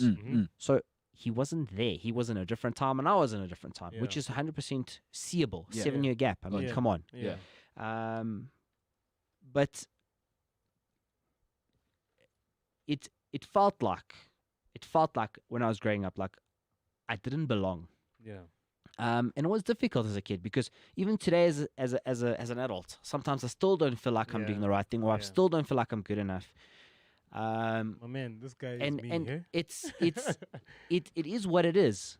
At the end of the day, it is what. And I don't say I love myself or Yeah. anything like that, because I don't like to give myself glorification, because I'm not the one to be glorified here. There's something higher than me. There's something better than me, and that's God, and that's the truth. And only through His Son do we start to realize that. You know what I mean? And a lot of people think, where does my secret come from? My secret, there's no secret. I love God and His Son. Full stop. The end. It's the truth. There are days where it's hard. Like you want to throw in the towel. You don't know if you're doing things correct. You don't know if you know. It is hard. It is hard, especially when you do things on a level that your heart knows is right. Yeah. And it's not just about surviving or making money to live. It's actually, am I making the money the right way? Yeah. I mean, if you look at the disciples in the Bible, they had jobs. They didn't go out and work at churches and get tithes. They had jobs. Paul was a tent maker. I mean, they had jobs. And then they ministered the word when it was asked of them to do so. So that's what I do. I do my job, and if necessary, I use words, but I try and be a light. And it states that clearly. Be a light, and if necessary, use words. Salute. So that's what I try and do. I mean, through my little business that I own today, which has been operating Yes. for close to 7 years. Before we Oh, get to your 8 years, business, yeah. hold on. Before we get to your business, Oh, that's the good part. you said something banging just now Sure. about people wanting that short-term reward. You saying you want to be ethical. Yeah. But when you look at, it's actually interesting, when you do the research of the businesses that are juggernauts, Yep. Amazon, Microsoft, you know, these things aren't 5 years old. No, they're not. You know, there's that famous picture with Bezos Yeah. sitting in his office. His office it could have been in a shack in the middle of South Africa. That thing is rubbish. That was 40 years ago. Yep. So what you're saying now, bro, the quality and what you, like that toil, 10 years time, you keep doing it this way. I'm sorry, people gravitate to quality. Yeah. They do. It doesn't matter what religion you are, Yeah. what race you are. Yeah. There's a reason in South Africa Yeah. why people want to buy stuff at Woolworths. Mhm. Now you can say it's hoity-toity, whatever. Yeah. There's a reason certain people want to buy their shoes at a certain place. People gravitate to quality. There's no such thing as a loyal customer. You know this. You're in business. Yep. People are loyal to themselves. Yep. Yeah. And when they see that, hey man, how's this guy been around for 15 years now? Yeah. Huh? And his coffee's still. Yeah. For me, what you're saying, how many, you know, I don't know, I read a stat, 91% of all businesses are shut within 3 years. 91% of all businesses. Yeah. Can you believe that number? The 3 years is the 90? hard walk. 91%. I read it on Bloomberg the other day. Yeah. 91% of businesses are closed within 3 years. And the reasons are multiple. It's not just being bad, what you said. Yeah. I'm part of People that are unethical. percentage. Yeah. Hey, no, but business is hard. Yeah, it Hey, is. business is hard. Business, especially if you want to do it how you want to do it. Yeah. You know, and also I want to be honest. I live in Africa. They're doing it your way. I'm sure you get a lot of people that say, Warren, I'll leave a brown envelope at the door, man. Yeah, Don't- 100%. Come do this for my cousin, and he works here. But I love that and you will be rewarded for that. I'm like I said, I love what you're saying. I'm connecting with what you're saying. Yeah. Not on the you're not even talking about religion as far as I'm concerned. You're talking about another level, ethical on the inside, bro. You have to be. I mean, And you can sleep at night. You said you wanted to sleep yeah, at night. I you heard know, you say that. sleep just at now. night. Not Yeah. that I get much sleep because I'm thinking about other things, but at least I know I can sleep thinking that I'm running my business properly. Yeah. Even if it means that it's not doing so well because of the time that we are in, but I can at least sleep well, knowing that the business is doing its right thing. I'm not compromising because bad times have hit or anything like that. I don't want to compromise. I want to keep it the way it has and the way it is. One, first and foremost, Euphoria is run by me and Yeah. solely by me. Yeah. There's no one working for me. I'm a one-man operation. Wait, what's Euphoria? So Euphoria is basically the name of my business. It's called Uh-huh. Euphoria Specialty Coffee. And it's run by me. I do my deliveries on my motorbike. I roast my own coffee. I pack my own coffee. I stamp my boxes by hand. Mm. People think that I do that because it's a cost-saving exercise. It's not. I stamp the bags to showcase how much hands are actually involved in coffee. It's big. Coffee is people. There's a lot of people behind it. So it's there to showcase. It's also there to make the product. People understand that the product is artisanal. It's. I don't just throw that word out there and then on the side I'm printing my bags. Everything is hand packed. Everything is hand roasted. I spend my time in the roastery. There's no pushing of a button and the roaster does everything. Yeah. I am there. I am looking at it. I am applying skill. It's hard work. It's hard work. It's hard work doing it the way I'm doing it. I am the face, and I'm also the worker. Yeah. I work in it and I work on it. And many people will disagree. Many businessmen will disagree with me and say that's wrong. They'll say, no, you have to work on it instead of in it. Sure.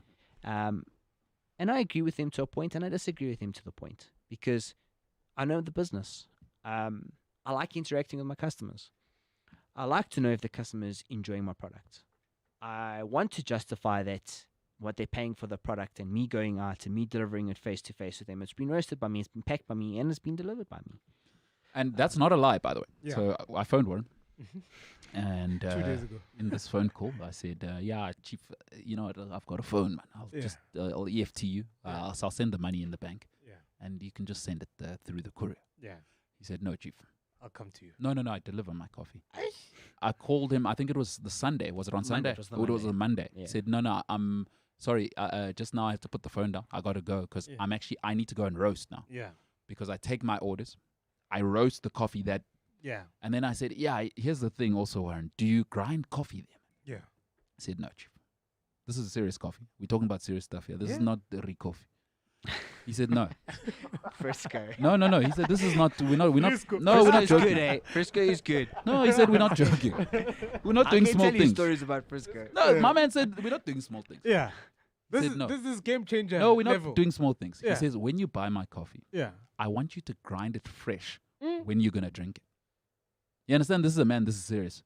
This guy's not playing. You must grind it. I said, hey, grind this whole thing, man. It must come ground. I want to Yeah. put it in my plunger. Yeah. No, my man says, no. Chief, I'm gonna bring it like that. no, I'm going to bring beans. Yeah. You must grind it when you are going to drink it. And you don't grind the whole thing. Yeah. Yeah. Like a scaberesh. You Yeah. were thinking McDonald's. I straight am away. Chief. I went McDonald's. My man wants to make me a Dagwood. I wanted make it fast. Yeah. And I knew this guy was serious. Yeah. Then I met him and I said, no, this is the guy. And then how Oh, the coffee are you kidding me? Are you kidding? and feedbacks from your besides this one. Okay. Besides him not wanting to grind his own coffee and going crazy. Feedback from other customers. How is it? How's it going? Sure, man. Yeah. I find it difficult to speak about, or it sounds like I'm boasting. Yeah. I have a very small handful of customers. I don't have a large group Yeah. of Yeah. customers. Yeah. You're about to get a lot from you Hey. know. So basically, the feedback is positive. The feedback is good. I mean, I've been running for close to 8 years, Mhm. and in the 8 years, I am very blessed and humbled to say that I haven't lost one customer. Wow. You know, I've retained every single one of them. Except for now during COVID, I lost quite a bit Sure. because, times are tough. COVID is COVID. It is what it is. Mm. But when someone tells me that they can stop and have a moment and think about what is on their own mind and everything like that, just by drinking a cup of coffee, I'm humbled by it because God has given me the ability to put that cup of coffee in their hand so that they can have the ability to talk to Him. Because everybody wants to knock on His door and everybody wants to speak to Him. And that's the truth. So I mean, the feedback is always great. And whether it's negative or positive, I want it all. I want it all. Because I'm sure there is a way to make it taste good for you. Maybe you're just not brewing it correctly. Maybe you're not grinding it correctly. Maybe you're just doing it not right. Yeah. Speaking of which, so I love this coffee lifestyle. So I just want to tell you my coffee story of how I got into coffee. On this very same trip that I was on in South America, I was in Bolivia, and I was in a restaurant, and the owner was like an older, like exuberant lady. She was obviously the owner. Like I could see everyone knew her. And we started chatting, and she could see me, obviously black guy in Bolivia. Like I'm also black, not that South American black. You know what I mean? Are you chocolate brown? No, I'm the real thing. I'm like your coffee. I'm the real thing. 90% lint. Yeah. Cocoa. One time. Yeah. Very refined chocolate. Yeah. 99% cocoa, 1% awesome. You know what I mean? Anyway, she sees me. And I used to be a guy, back then. I was on the sauce and I loved a good time. But anyway, she came to talk to me. Anyway, end of the night, she hears me ordering a cappuccino for supper. But like comically South American. The one you imagine when you watch American. Beautiful and just big. And she's drinking wine while she's running her restaurant. Just like an awesome vibe. She stops basically like the whole restaurant with how loud she is. Because she hears me ordering the cappuccino. Yeah. She came over and she said, not in my restaurant. You do not drink a cappuccino. Yeah. That's a breakfast coffee. You do not drink it for supper. And at that stage, coffee was never a thing then. Warren, don't be surprised. This guy, we were at a pub a few weeks back. This guy, coffee, straight. Gets there. Don't mind the half quart, eh? Yeah, Just straight. coffee. Just get a draft once now. Draft coffee. Boom. Straight up. Castle Dock. Castelniana. Yeah, he's a coffee guy. Oh. He's the guy who will walk in a club. If they would have it. Can I have a double shot of Central American Nicaragua? That's it, yeah. That one on the top shelf. Top left. But nothing too strong. I want to speak tonight. Nothing too strong. On us. Of course. I'm not an animal. Yeah. And to his point, it was the first time in my life I realized coffee is a lifestyle. Yeah. And I realize it now, but back then I was just about the party. But this woman was trying to direct me in a way. Because then she brought out, say, those, here you have this kind of coffee. It's after dinner. Yeah. And then she started talking to me about lunch. And then she started telling me about when she traveled to Italy and they taught her how you serve, you always serve it with that, a shot of water. Why do you do that? What's a palate cleanser? I didn't know these things. And I realized, oh, she's like, coffee's a lifestyle. Yeah. This thing's not a drink. Yeah. And that was before coffee started popping globally. Yeah. But I didn't know it then that, this lady's serious about this thing. She's artisanal. Yeah. Because it was an hour, guys. I'm nice. not talking about she came and it was an hour. She brought me a couple of coffees. This is how you drink it. This is our stuff. This is Colombian. Even making fun of other countries' coffee because she wanted me to drink the Bolivian stuff. It was unbelievable. Coffee's a lifestyle. Now, when you do you like introducing people to coffee or do you want people to find for themselves? Because there's something happening in South Africa at the moment. There's two parts of it. It's either hoity-toity to drink coffee, or there's people like me. I mean, I am a hoity-toity, but I love the coffee lifestyle. I love walking into a place and it smells great like coffee. I like walking in and people are drinking coffee and it's connecting them. Yeah. It's part of it's a social lubricant. Yeah. The CEO of Heineken said something unbelievable once. I read an interview. And everybody said, hey, you sell good times. How do you feel about that? He said, no. I don't sell good times. I sell conversation. Yeah. And I feel like that's what coffee is. And I think, through the way I experience coffee is it connects people. And do you like introducing people to coffee? Because I love introducing people to coffee lifestyle because I know what it's done for me, man. No, 100%. I do. I literally do love introducing people to coffee, especially the moments behind coffee, where coffee can connect. Meaning, you can sit down with a cup of coffee and you can talk about your situation or your problem to a friend or something like that. That's what for me coffee really is. It's not this glamorous fashion show. Yeah. It's coming home. You've had your dinner. You want to maybe go and sit outside with a wife. Maybe you don't want the glass of wine. Yeah. Maybe you want a delicious cup of coffee. Or Saturday morning, you want to wake up and you want to make a wife a delicious cup of coffee and a nice breakfast. It's just that. It's just a touch. For me, it's a moment. For me, it's slow down, stop, just have a moment. It's not about what is around you. Just drink that cup of coffee right now and enjoy it and understand the many lives behind that. Yeah. So for me, Euphoria is about showcasing every farmer behind each cup. It's about showcasing the process behind each cup. Yeah. And it's not just Euphoria. It's not just me. I'm a process within a process. I'm there to give you a moment. That's what I'm there for. I'm there to give you a moment, slow down, really enjoy your cup of coffee, and actually try and make a cup of coffee. Don't just push a button and voila. I mean, let's talk about instant very, very quickly. As a kid, If we must. Yeah. as a kid, I'm not a coffee snob. As a kid, I grew up with Recoffee and Frisco's. Great. Not inside, Okay. it's on top. That's what I'm saying, Exactly. It's not inside, it is on top. You were just waiting to say that. I was like, when he was talking about this great coffee moment, I was like, I would only drank that thing if we ran out of tea. You see what I'm saying, bro? so I'm really interested in the lifestyle behind the coffee. Like, Yeah. I've never heard anybody describe coffee like that. I Yeah. thought douchebags drink coffee. Yeah. Douchebags. Yeah, it's like, you know, Yes. tip your pinky that's and let's sit down for a cup of coffee. It sounds so professional, but for us it's like, Coffee, coffee. I don't know if it's there's so much, but it's also another thing that I was realizing, because as a white guy, you were going in the opposite direction that black people were. The common thought of being self-sustaining, because I was raised in a rural area, so we were very self-sustaining, like self-sustaining. Yeah. We'd farm, we'd You'd out- provide for yeah, yourselves. goat milk, everything, the whole 9 yards.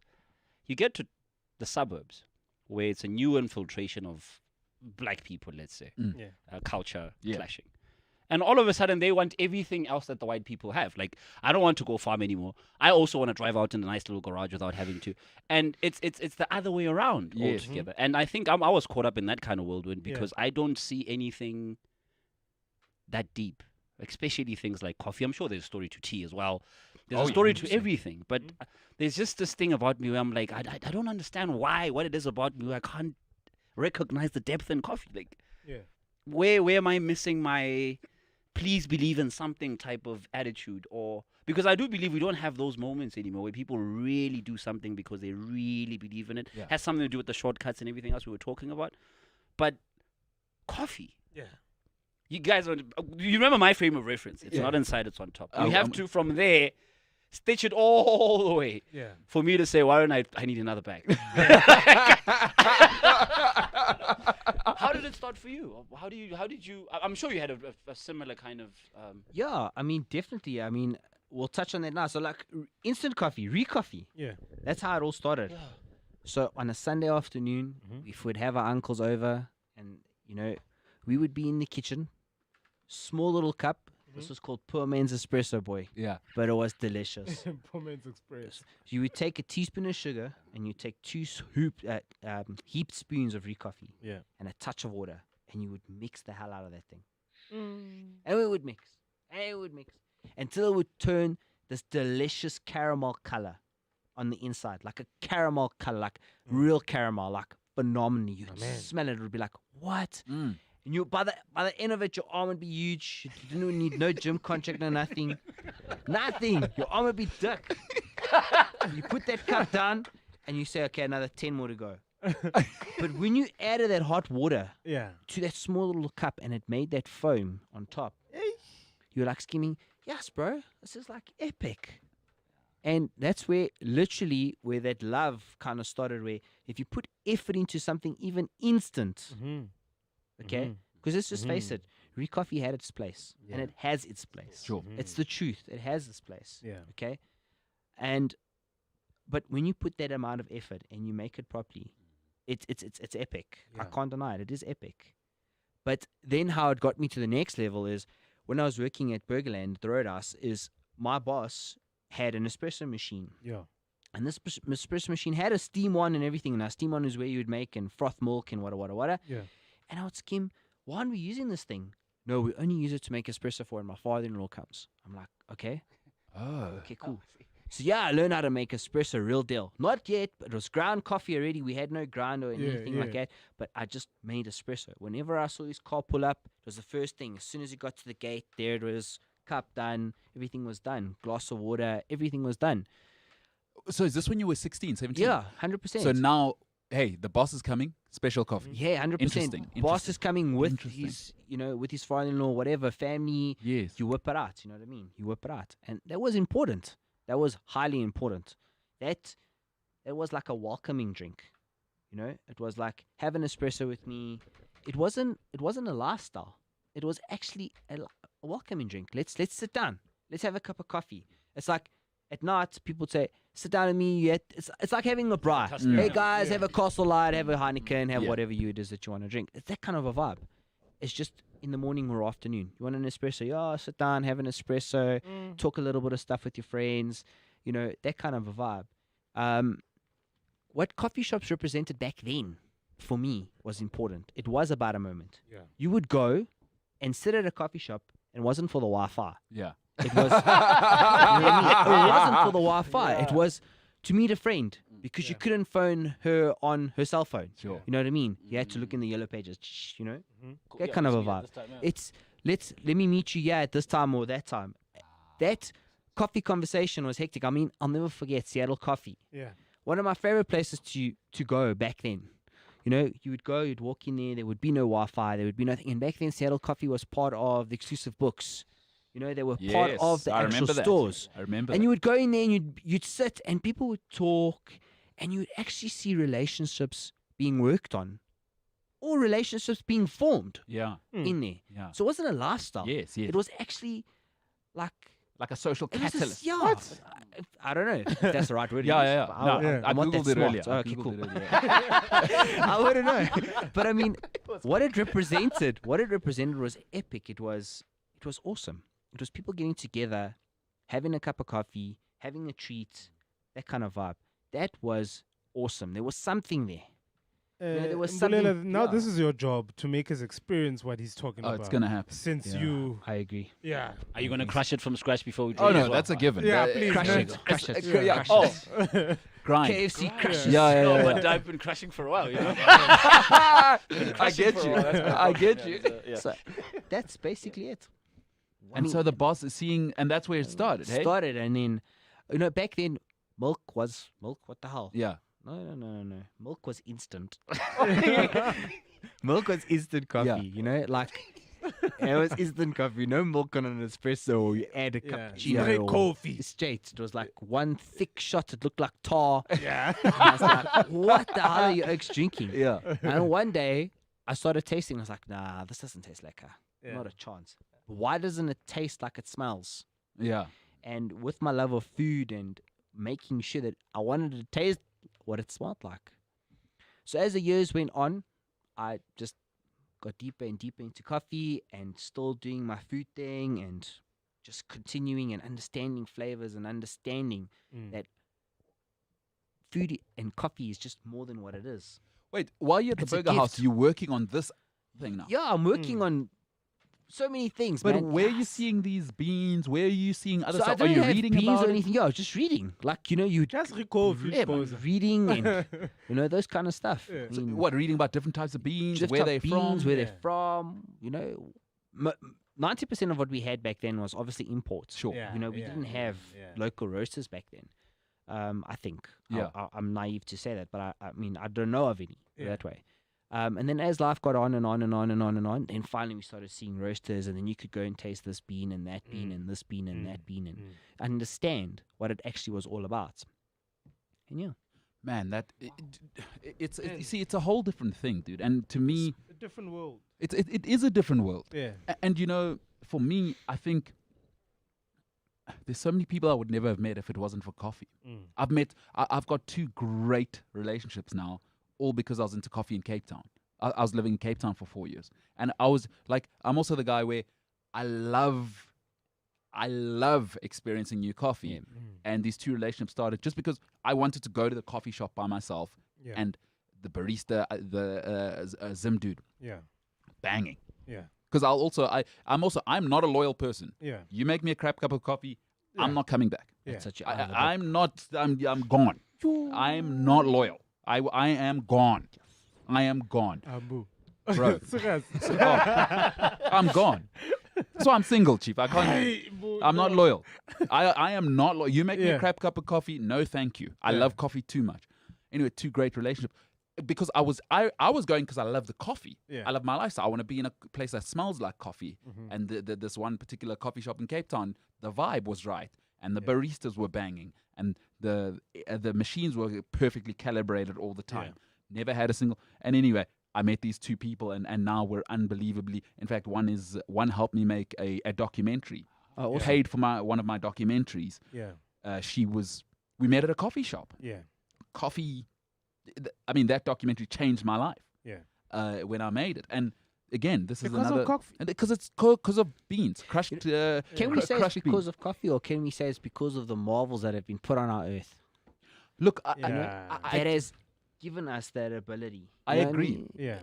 Marvel in the wonders of the earth. I mean, marvel in the wonders of the Lord. Yeah. I Mm. mean, there we have a simple cup of coffee Yeah. that He has given us, and what it can do, it's something different. And And the same thing with food. Yeah, and I wanted to go back to that quickly. Was that do you ever think we could get ourselves to a place where we are not just eating because I'm hungry, where we're eating for fulfillment and enjoyment and the company? Do you think, because again, I want to have an awesome meal with Yeah. Warren, but before I go, there are health implications, and there's a whole nother side, because I'm obsessed with whatever health means. Yeah. Coffee's on the health side, by the way, is an animal, right? There are so many scientifically proven benefits Yeah. to having proper coffee. Yeah. They're doing some colon cancer Yeah. research now, and where they're drinking coffee, Yeah. especially with certain diets around the world. Yeah. There's some incredible, and this is stuff I'll share. I'll put some of these articles in the Yeah. in the description of this video. But do you ever think we can get back to a time where the life of eating alone is the life of a wolf? You're talking again. You went a little bit spiritual there. Food is not just a put it in your mouth thing Mhm. and it must go. It is. True. It shapes a society. It shapes, and it's in Yeah. the fabric of our society. Do you think we can get back to a place where, Warren, I want to be around you and eat good food because it makes me feel good. When I feel good, you feel good. Yeah. Right? And the coffee's the same thing. I feel good, you feel good, we feel good, and it becomes Well, I'd like to hope to think that yes, people can get together and break bread together. That is what I want to think. But it's up to people at the end of the day. Everyone has a choice. sure.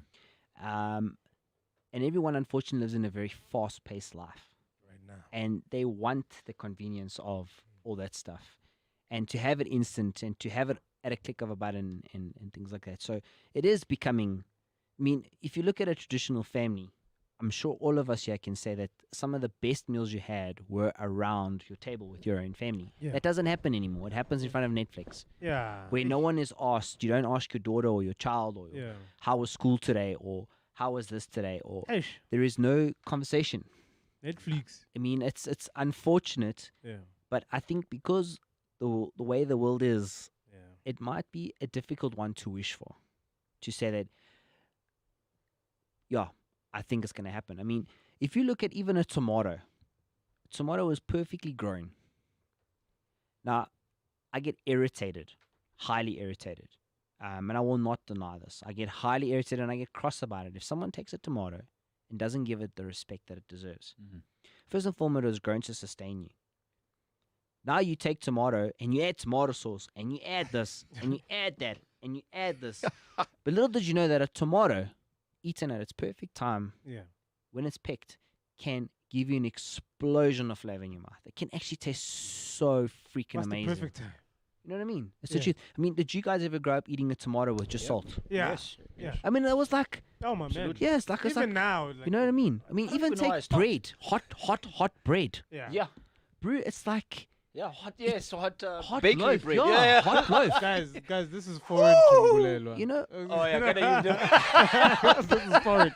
I'm 8% body fat. Right? eat more bread. The guy sent me something this afternoon saying, "Hey, something about bread." Come on, chief. I don't eat bread. I don't need bread. But we spoke about this. Yeah, bread is. There's bread, and then there's There's bread and then there's bread. I Okay, mean, tell me. Let's get into bread Sure. because it's a big thing. Yeah. it is. This bread is a huge like. It's a huge thing. There's there's half-loaf, but there's certain. For me now, I won't eat anything if it makes me feel heavy immediately. I'm out. Yeah. It's why I refuse to eat certain types of bread. Yeah. But you said something to me when we were talking about this conversation. Yep. There's different types of breads. Yep. And there's a reason why certain bread makes people feel a certain way. Yeah. Okay. Bread's a Yeah. big thing in South Africa. People, Yes. we don't live in a rich country. Yeah. Yep. We live off bread. No. We do. Yeah. No, we do. But talk to me. You said something really interesting to me on the phone about bread. Look, I mean, bread made in the old days. You gotta remember that the bread flour wasn't refined. It wasn't anything. It was real Yeah, deal. yeah, You know what I mean? It was yeah. wholesome. It was real. It Mhm. was alive. Mhm. And then yeast. We go back to yeast. Mhm. Yeast was allowed to do its thing. It was allowed to be activated. I mean, even if you take yeast back in the day, it was actually flour and water. Mm. Yeah. It was an activator. Yeah. That was allowed to grow. It didn't just, okay, cool, I've made some and I'm gonna add it. So what happens is, and a lot of people might disagree, and that's fine, and that's okay. But with yeast, if it doesn't activate, okay, it needs heat to activate. It needs some form of proofing Mm. to become alive again. It's an enzyme that needs to become alive, And the word now is, by the way, catalyzed. catalyzed. Yeah. Okay, so That there we is- go. In chemistry, in order for something to happen, that process is See, called you're smart. to be I can see catalyzed. that. Yeah. So that process, it happens, it grows. Mm. And you eat that bread. But if that bread hasn't been raised correctly and everything hasn't been proofed correctly, and you eat it, it will activate in you, and that what makes you feel heavy and hectic. I mean, I've had some really amazing artisanal bread that has been kneaded properly. White bread. We're talking about white bread now, and it's not white flour; it's kind of a brown flour. Yep. Okay, real unrefined flour, and phenomenal. But if I go and I buy sliced bread, normal sliced bread, I feel crap after that. Right? It's because it's just got so much in it now that it's not wholesome anymore. Eish.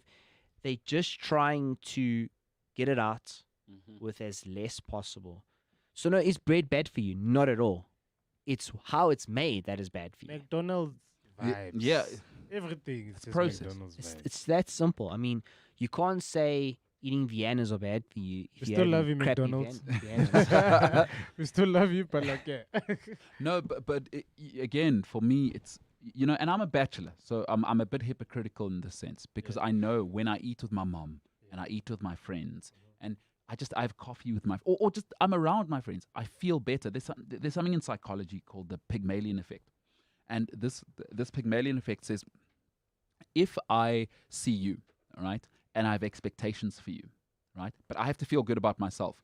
But if I see something in you that is in me, I'll actually be nicer to you than I will be to Forbidden, for instance sake. And what that creates is, if I'm good to you, right, what's your natural thing?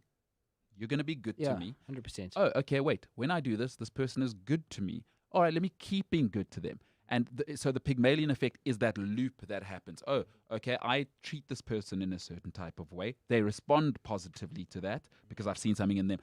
That comes back to me. Oh, so the more that loop happens, and this is how societies and kindness and relationships and love is built. And I think food is such a big part of that. And coffee, to me, is such a huge part of that. I feel good. I treat you good. I treat you good. You treat me good. You treat me good. I treat you good. And I think food has been reduced again. Again, I'm a bachelor. I'm a hypocrite. I eat alone a lot of the time. And it's, get it in. I want to get to work. But it's special when I eat with my sister. It's special because now it's about connecting. When I go to a restaurant, I want to give you an example. And I gave a guy a hard time once. Or my mother, actually. Sorry, I mustn't claim this. My mother had to have a word with a guy once. She was working all over the world at the time, and times where it was hard. My mom is a workaholic. But the guy gave us some bad service. So in front of like all of us, she sat the guy down and she said, "Chief, take a seat. I need to explain something." It's like my mother comes fishing from school. Exactly. No. My mother's she's a different beast. Yeah. But she said, Chief, take Sure, a your seat. mom knows my mom. Yeah. Probably. Yeah, plus you're into Malamogodi. You never know. You never know. You never know. My mom's deep Eddie, rural Yeah. Eddie. Yeah. Malamogodi is her thing. Yeah. She said, Chief, take a seat. She said, I'm with my son. I never see this guy. Yeah. When you give me bad service, Yeah. right? When my food is off, because the food was off, he Yeah. brought the wrong order. In the end, he wasn't happy. My mother said, listen, when that goes wrong, it Yeah. means now I'm spending time with you and my food and this order Yeah. and this thing instead of with my son. Yeah. And that was a huge, and that was a life lesson for me. I was really young when that Yeah. happened. And I've always realized there's something about food, man. Because Yeah. I look up to my mother and absolutely adore her. Yeah. And in that moment, she taught me something. She said to this guy, when I'm focusing on this food should be perfect, Yeah. because then I'm connecting with my son. I don't know, because my mother, back then, she didn't have time. Yeah. Yeah. There was we weren't doing this twice a year. Yeah. But plus, Once in a while. we're not rich. The family's huge. Yeah. Exactly. So we were connecting in that moment. Again, food was at the center of it. But you had to get this guy in line to say, if we come here again, Yeah. big man, the food thing when we're gathering, Mhm. this isn't just us coming to eat. yeah. It's a spiritual connection. And I think it's applicable across the board. And Warren, I think your humility may be, it may be a bit much, but you're doing something, in my opinion, again, it's just my opinion, because I care about this. You're doing something incredible. And Thank you. You're selling coffee, but I think you're selling something which may, I hope, as we become more educated about this part of artisanal life, Yeah. bind society in some ways. And we know is people treat each other nicer once they know a little bit more about each other. Our country right now is not in the best place. The world right now is not in the Yeah, best. the world in general. And when we talk, when I humanize you, the only way for me to humanize you is to talk to you. And it sounds cheesy. It sounds, I'm not an airy fairy person. But I've experienced this thing of when I talk to people, I had certain ideas, preconceived notions, regardless of what you are. Mhm. When I talk to you, oh, this person wants to be loved. Mhm. This person wishes for connection. Yeah. This person doesn't want to be alone. And these things happen through coffee. Yeah. I'm telling you about things that happened Yeah. to me. 100%. So you're doing something far more at Euphoria than, and you're literally, getting us closer to that euphoric moment of Yeah. we want to be loved. 100% is state of And love. excitement. Yeah, and love. 100%. I mean, it doesn't hurt to just go up to someone and ask them how they're doing. It really doesn't. Yeah. It really doesn't hurt. Yeah. Doesn't hurt. Okay. It doesn't hurt. Doesn't hurt anyone. This man is amazing. You are something else, dude. I don't know This if I'm man is amazing. amazing. No, Warren, you're something Yeah. else, bro. You're an and this isn't the last time you're going to be back. We got so much. Yeah. There's so much more to talk about. Yeah. Forbidden this guy, My man, I'm gonna tell my mama about this. bro. Straight Yeah, up. I'm gonna call my cousin who was dragged out of school because he Yeah. didn't make his bed. I'm gonna call my sister Yeah. too. Man. I was with him this past Yeah. weekend. How about We that? actually made a joke about the same thing. It's Imagine. like, oh my- Watch all the comments. Hashtag his mother made him. Yeah. Who's that guy? My mom is a legend. Yeah, bro. who's that guy who never made My his mom is a bed? legend. Yes, yo. Warren, Mom. You're a The dude. legend. Awesome. Same to No, you guys. you're a beast, bro. And Salute. Awesome. to you, to your family, to the business. And by the way, I don't support people who aren't up to the good stuff. And I've had the coffee. I've got the coffee literally meters on the other side of the studio. Mhm. You must see in the box. Yeah. It's so crazy. In the box is a card. I thought he was lying when he said this. Yeah. There's a card that tells you about the story of the farm, where it came from, the Unbelievable. contact details of the farm. Unbelievable. It's in. There's a card, and it's beautifully printed. It's not those. He didn't just go to a printing shop and just, hey, Joe, make me 100 of these. You just appreciate what you have at that moment because he told you everything about It's another level, and my man. Wow. Yo. and every cup of coffee matters more to me now. I'm sorry, unless you're a monster, there's no ways you can know about someone, Yeah. and then it doesn't mean a little bit more to you. Yeah. Yeah. And I care about that, and I really, really do. And thank you for. This has been an awesome week for me, dude. Yeah, it has. It's awesome. Yeah. My Yeah. personal life So cherry is. on top. I've met the two gentlemen over the last couple of months. They've been awesome to me. But Yeah. this was another awesome week for me. Yeah. Just getting to meet you, and then when I read the box, and then I saw the card, I was like, wow, Yeah. people still care about what they're doing. Yeah. Yeah. And there's a very few of us. Yes. And what that means is you care about people. Yeah. 100%. Yeah. Like I need that hope. It's not, people are not to be commodified. And No. What you're saying with the way you're living your life is that the human soul does not have a price. Not everybody is a dollar to be made of, and that's special, dude. And I know I'm very often drawn to that. What time do you want to be there? Like, Yep. but you, the way you approach the business, making that card, caring about, you have no reason to care about people in I'd Burundi. love to add this. We're all here because of passion. Yep. This guy, he's going far. Bro, With this thing, nobody's doing what he's doing. not on So- this level. Not on this level. So, guys, you're watching right now. Holla at Euphoria Warren Yeah, Euphoria Coffee. that's mad. We'll put I'll put the Yeah, Instagram put page everything on. there. I swear, I But he'll be haven't back. tasted it yet, Mm. but I'm sure. Hey, I'm already sure. a believer. I'm a believer. are you in? I'm in, guys. I'm in. I'm part of the family now. Yeah. But that is the thing about it. I mean, Yeah. it's rare to run into people that have such a divinity about them Yeah. in what they do, and they are who they think they are. Yeah. And it's incredibly surprising to actually run into somebody like that, and to a letter. I'm old enough to remember when my granddad used to write letters. Mm. You know, when he writes a letter, he signs it specifically. Yeah. We do all sorts of stuff. It used to be such a, Big thing. you know, Yeah. yeah, like now it's gone. Yeah, With yeah. the post office, it will come back Yeah. at some point, and Yeah. you know, but you sign it, and it was, not a lot of people are cut from that cloth anymore. It's Yeah. very rare to Yeah. find those kind of things, and I understand now why you'd never lose a customer, because Yeah. it's one of those. I can't even explain it. Yeah. I can't even explain it. Exclusive. Yeah.